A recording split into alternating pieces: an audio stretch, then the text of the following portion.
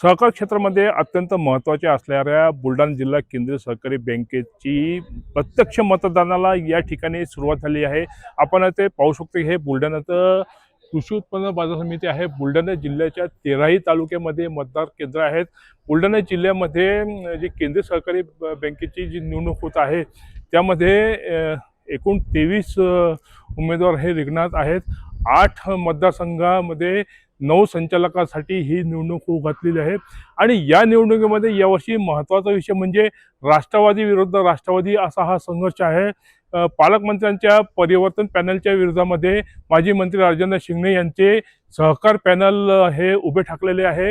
एकीकडे राज्यामध्ये राष्ट्रवादी विरुद्ध राष्ट्रवादी हा संघर्ष सुरू असताना बुलढाणा जिल्ह्याच्या या सहकार क्षेत्रामध्ये राष्ट्रवादी विरुद्ध राष्ट्रवादी हा संघर्ष आपल्याला पाहावयास मिळणार आहे।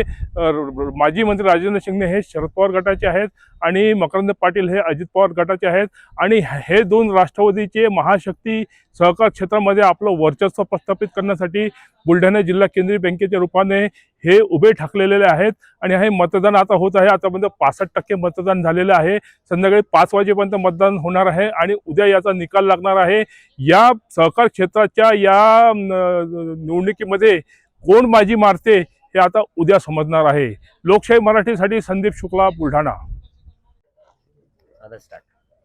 होऊ घातलेल्या जिल्हा सहकारी बँकेच्या निवडणुकीच्या माध्यमातून आज आमचं मतदान झालं आहे।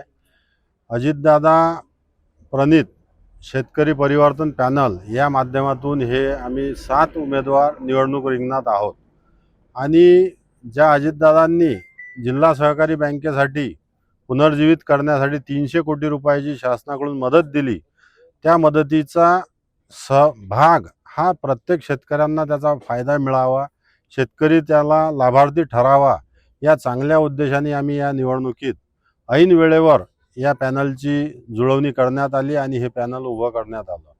तरी प्रतिसाद जो आहे मतदारांचा अतिशय पोषक प्रतिसाद आमच्या या पॅनलला आहे आणि निश्चितच आमचे 7चे 7 उमेदवार निवडून येतील अशी खात्री आहे। लोकशाही मराठी ऐका, पहा, जागरूक रहा।